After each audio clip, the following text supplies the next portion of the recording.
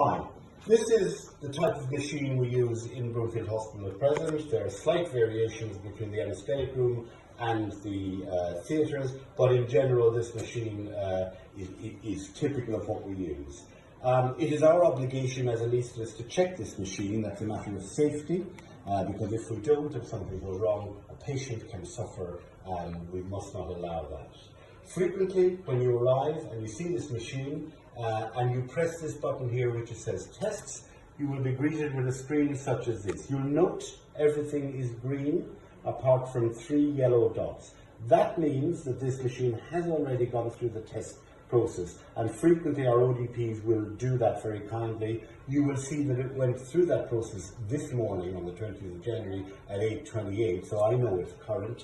But the 3 yellows indicate there is something amiss, and that is that nitrous oxide is not attached. We know that we don't attach nitrous oxide, so we will accept that.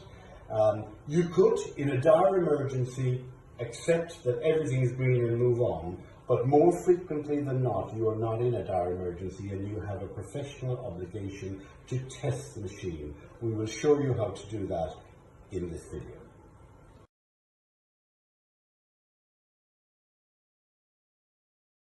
Moving from this screen to actually performing the formal test, you press this button here, System Test.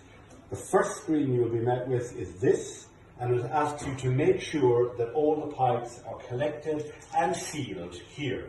You're doing this to ensure that the integrity of the pipes is complete and there are no leaks, and you're making sure this pressure release valve is at 30, so that we know at least to 30 there is no leak.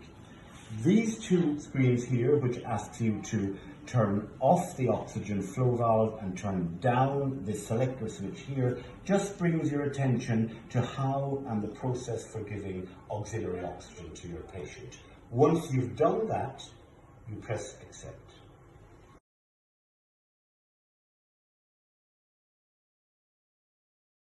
Moving on from this screen, having pressed accept, we come to a screen which asks us to test the vaporizer. You will rarely, if ever, be confronted with a vaporizer not on the machine, but just so you know, a vaporizer that is not on the machine is configured like this, with this arm here and this put to transport, so that it cannot come loose during transport. We must make sure it's on the machine. This arm is there and this is there, and we must first of all make sure it's firmly attached and locked in position. And this is locked in position. We must make sure that the inlet is closed, which is the filling inlet, and that this is set to 0, and also that we have sufficient vapor for our anaesthetic within it. Once you have assured yourself of all that, you simply accept and move on.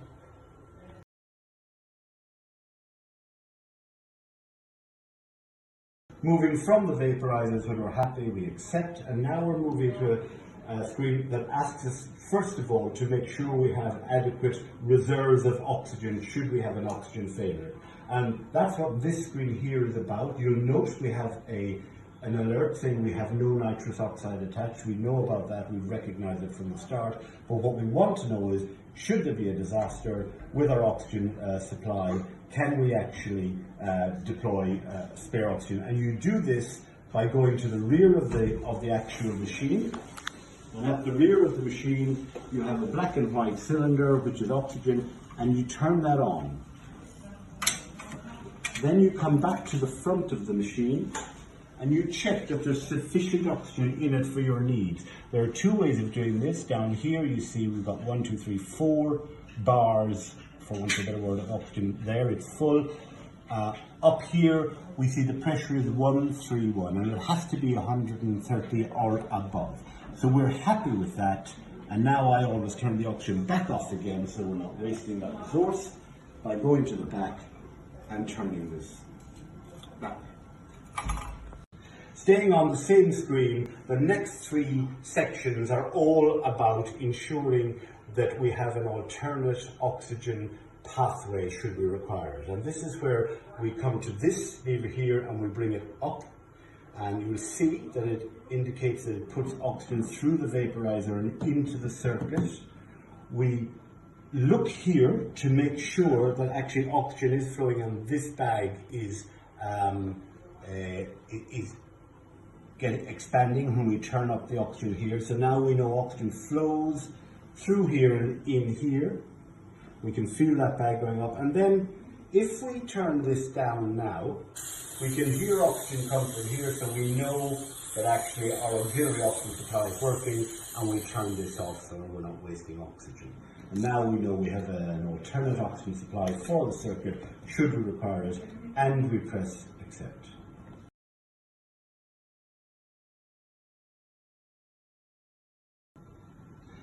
This screen is about ensuring that our breathing circuit is of the correct length and does not have any water vapour in it. It's worth remembering while you're testing in the anaesthetic room that if you had a head and neck case, you might need an extra length to your anaesthetic breathing circuit. What you must make sure is that it's of the correct length and that there's no water vapour in it from a previous lung case, which you can do by just disengaging it and emptying any water vapour that's inside and then reattaching like that. So once you've done that and you're happy with both the length and the integrity of your circuit, you can accept and move on.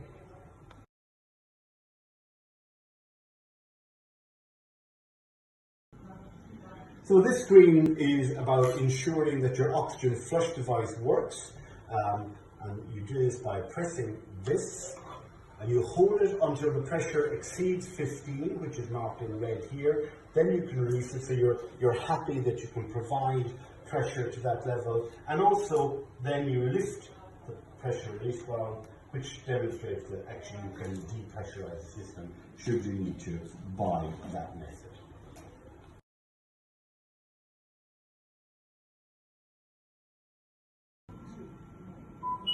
Now this screen is all about the alarms and the backup systems. You've heard the sound of the alarm, which you're meant to familiarise yourself with. This screen asks you to check the suction, which is here, and you turn it on to max. You occlude, and you look at the dial, and it at least must go beyond 600 for it to be sucking correctly. The most common feature I find not functioning on the machine is that this is loose.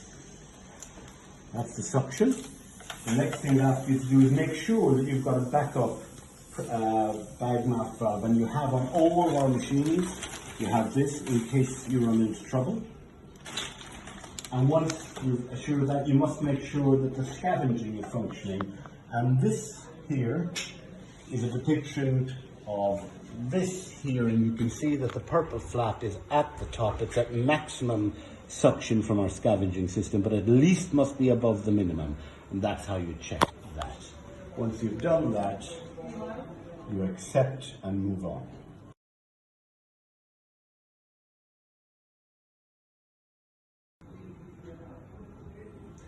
So this screen requires us to check that our soda lime canister is present and correct, and that's down here. And there are two types of soda lime. One goes from pink to white, the other goes, I think, from purple to white, but one way of being sure is the bottom is the colour it transforms to. And on this one, there's a lot of white, and indeed up here it says soda lime OK, replaced on the 13th of December, 7:39, and this might be replaced in the next few days, and if it is, the ODP will reset and that will move on.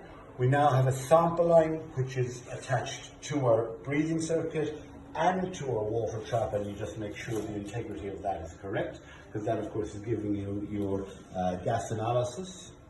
And then frequently the water trap itself is highlighted, and this one will be replaced soon by the ODP, and that's indicated by it going green there. Once the ODP removes it, discards it and puts a new one in, they will press reset and that'll be fine. However, from our point of view today, we're happy with this, and I will press accept.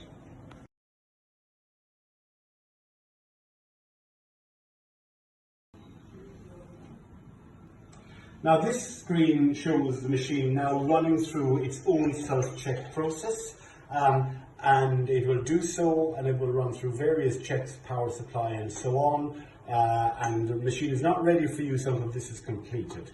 It's important to stay with the machine at this point, especially seeing as we have removed nitrous oxide from the machine, because it will stop at that point and alarm, and unless you accept, you will find, especially if you walk away from the theatre one, that you will bring a patient into theatre, the machine hasn't completed its check, and you can't put the patient on that machine. So let's wait and watch this alarm for nitrous oxide.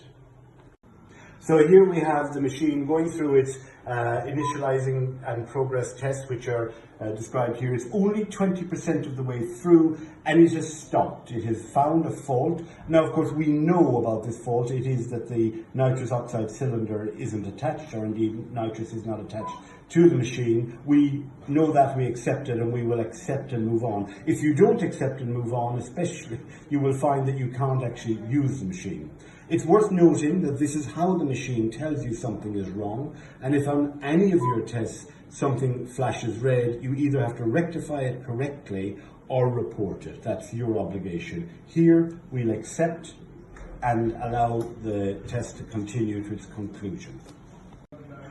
Here's another example of the machine telling us there's something wrong. In this case, it has stopped 23% into its initialization, and what's wrong is that it's spotted that the actual nitrous from the external supply isn't attached to the machine, and it's alerting to us that that's the case. We know that, we're happy with that, and we will accept and move on.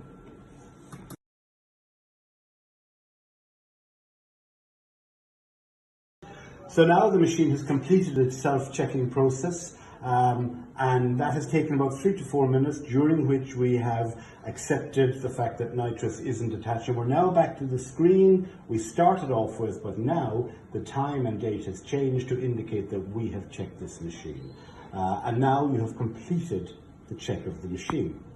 There is one or two other aspects I should draw your attention to, and the first one is in the anaesthetic room you have a backup manual mode, and this is all about what you do if you get a complete failure of electricity and you need to keep your patient asleep, be they on TCI or not. You open this, you turn this to backup mode, and you'll remember that you push the oxygen up to add oxygen, and you turn on the oxygen here. None of this requires electricity.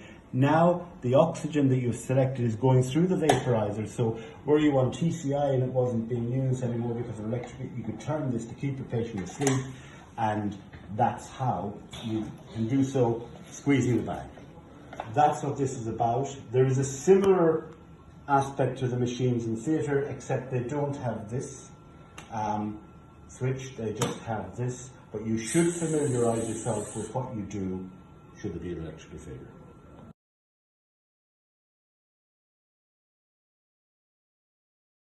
So the second and last thing I'd like to draw your attention to is how to activate the common gas flow outlet when you want to attach separate circuits such as an AST piece. We'll move from this screen by cancelling to the standard screen for the machine, and we will press start.